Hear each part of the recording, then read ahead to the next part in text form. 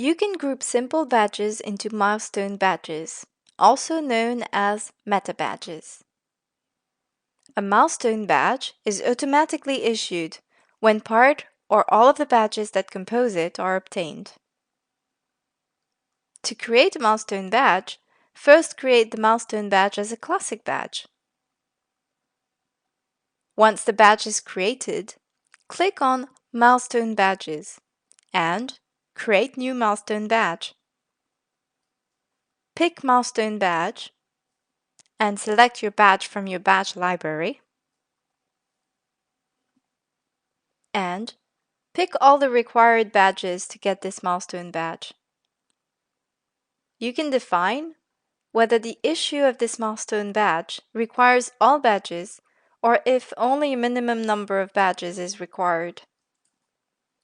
Save your new milestone badge when you're done. In this example, as soon as an individual has the 3 mentioned badges, the milestone badge will be assigned to him automatically.